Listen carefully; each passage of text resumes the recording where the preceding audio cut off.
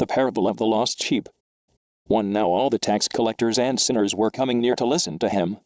2. And the Pharisees and the scribes were grumbling, and saying, This fellow welcomes sinners, and eats with them. 3. So he told them this parable, For which one of you, having 100 sheep, and losing one of them, does not leave the 99 in the wilderness, and go after the one that is lost until he finds it? 5. When he has found it, he lays it on his shoulders, and rejoices. 6. And when he comes home, he calls together his friends and neighbors, saying to them, Rejoice with me, for I have found my sheep that was lost.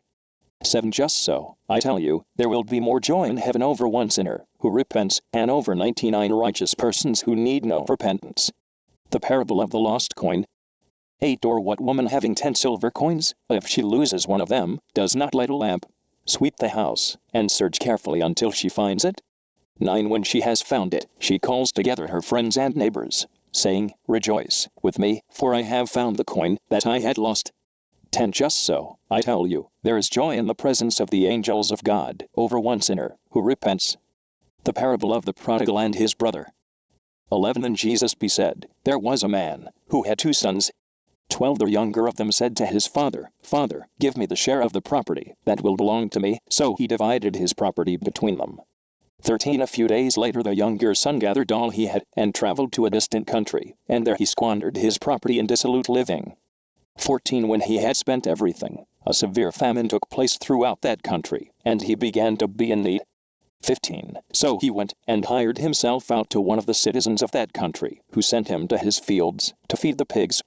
16. He would gladly have filled himself with the pods that the pigs were eating, and no one gave him anything. 17. But when he came to himself he said, How many of my father's hired hands have bread enough, and to spare, but here I am dying of hunger? 18. I will get up and go to my father, and I will say to him, Father, I have sinned against heaven, and before you. 19. I am no longer worthy to be called your son. Treat me like one of your hired hands.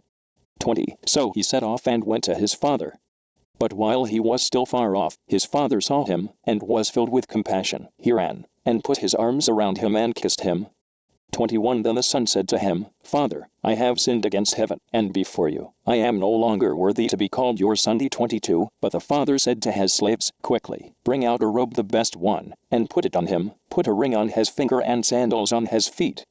23. And get the fatted calf, and kill it, and let us eat, and celebrate. 24. For the son of mine was dead, and is alive again, he was lost, and is found.